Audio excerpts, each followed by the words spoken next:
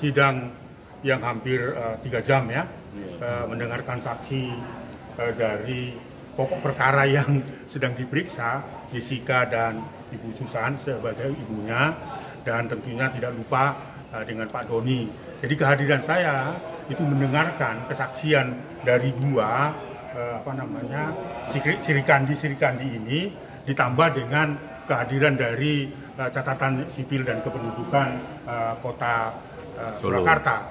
Saya kira peristiwa tadi, proses pemeriksaan itu sudah membuktikan bahwa telah terjadi, bagi pendapat hukum saya dari keterangan-keterangan saksi, bahwa telah terjadi pemalsuan yang dilakukan oleh saudara Evan, yang intinya untuk menguasai anaknya. Ya, itu sejak awal dari Bogor dilakukan oleh saudara Evan dengan menggunakan dokumen-dokumen yang palsu tadi. Saya dengarkan kepastian tadi, karena itu di proses hukum tadi sudah dinyatakan ada pengakuan bahwa tidak boleh terjadi lagi di masa-masa yang akan datang. Itu berarti sudah ada fakta pemalsuan itu. Nah, itu diakui juga oleh hakim juga, dan diakui juga penasihat hukumnya kan. Nah, arahnya jadinya kan tadi seolah-olah penasihat hukumnya itu mempersalahkan catatan sipil dan kependudukan. Nah, dari proses itu saya kira saya apresiasi kehadiran saya dan ikut mendengarkan kedua saksi Sri Kandi ini dengan petugas dari catatan sipil. Ini adalah suatu proses yang betul-betul menggali agar persoalan ini menjadi terang benderang, bahwa ini tidak dibiarkan tindak pidana itu dan yang akan mengakibatkan hilangnya hak anak yang saat ini sedang diasuh oleh nenek, kakek, dan ibunya sendiri. Jadi artinya apa? Saya apresiasi kepada hakim, apresiasi kepada JPU ya, yang sudah memberi penjelasan atau menggali persoalan-persoalan yang sesungguhnya, sehingga itu bisa dipakai oleh hakim nantinya agar tidak menjadi presiden buruk bagi hukum ya, masalah berulang dan sebagainya, dan tentunya nanti ada perlindungan khusus bagi anak dari Jessica.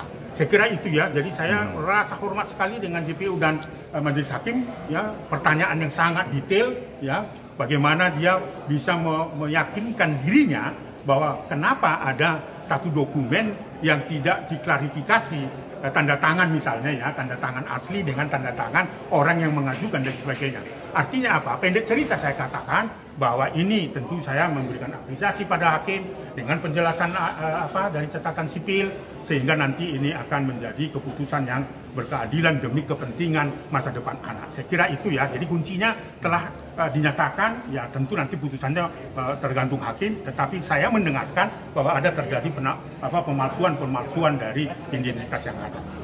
Saya kira ya. Mau tanya Jessica, mau tanya ibunya, tanya Mas Doni, silakan. Mungkin harapan dari Mbak Jessica sendiri ke depan untuk vonis arahnya bisa membuat panjenengan merasa nyaman. Untuk vonis dan sebagainya itu saya serahkan ke pihak yang terkait. Saya itu nggak pernah berharap yang jelek untuk Evan atau untuk keluarganya atau siapapun. Yang saya inginkan cuman ya udah mengakui kesalahannya, data saya dikembalikan seperti semula tanpa ada fabrikasi supaya tidak disalahgunakan, dan hak anak saya yang semula-mula yang memang bersama saya yang memang aman, karena anak saya itu bukan mainan, bukan asal dibikin data palsu main ambil gitu aja, bukan. Anak saya bukan boneka, anak saya punya perasaan, anak saya bisa trauma. Itu yang paling penting buat saya. Terima kasih. Selama ini tentang klien saya Jessica Forrester, yang mana dari penasihat hukum Evan Surya Prananto menyatakan bahwa Jessica pernah ditahan terkait masalah narkoba. Itu dengan barang bukti 3,55 gram. Nah, putusan tersebut sudah ada sebenarnya.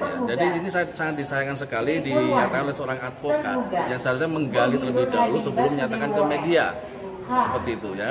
Karena tinggal dia cari di direktori putusan Mahkamah Agung dengan kata kuncinya Jessica aja sudah keluar perkara tersebut, bahwa barang bukti adalah 0,7 ya, 0,7 bukan 3. Kalau 3 itu berarti sudah pengedar.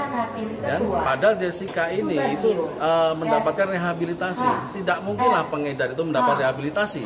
Dan ini yang saya disayangkan sekali apa? Ini menjadi presiden buruk terhadap nanti Jessica. Karena selama ini klien saya itu yang menafkahi anaknya tanpa ada campur tangan ayah biologisnya, ya kan? Seperti itu ya. Ini menjadi presiden buruk bagi ke depan karena jejak digital ini nanti seolah-olah anaknya ini dinafkahi dengan narkoba. Nah, itu sangat disayangkan sekali pernyataan itu keluar dari seorang advokat. Nah, itu kami sebagai saya mewakili keluarga ini menghimbau ya untuk berita itu diklarifikasi, ada permohonan maaf atau di take down. Ya. Nah, jika nanti mungkin berapa 7 kali 24 jam ya, kalau kita masih menemukan berita tersebut, karena ini benar-benar fitnah.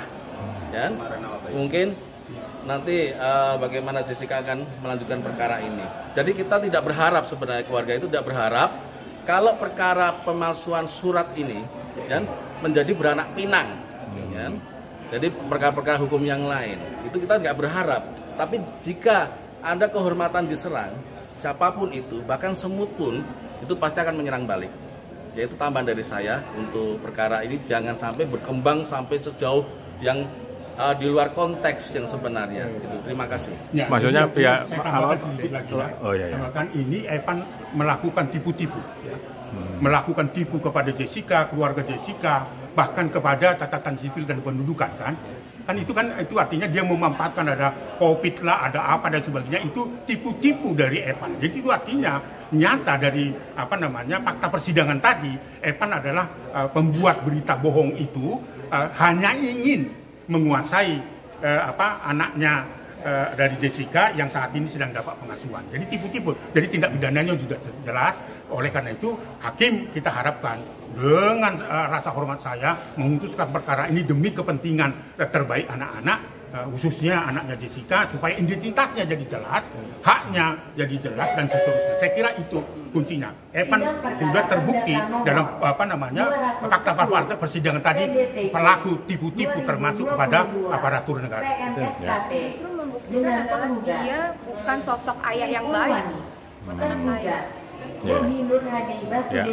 Tadi apakah perlu melakukan somasi pada pihak Evan kalau seandainya konsentrasi klien saya ini untuk bagaimana mengawal sidang ini, ya, mengangkat kasus ini. Tapi jika nanti mengganggu, ya, di kemudian hari mengganggu, ya, karena beliau ini juga seleb, ya, harus dijaga nama baiknya. Orang biasa aja harus dijaga, apalagi dia public figure, kan? Karena ini mengganggu mungkin bisnis yang ada dan sebagainya, mungkin akan ada tindakan-tindakan hukum, hukum yang selanjutnya. Ya. Jadi saat ini belum kita pikirkan, hanya himbauan, ya, hanya himbauan terhadap barang siapa yang seseorang itu yang melakukan satu pemberitaan yang tidak sesuai dengan fakta dan data. Terima kasih.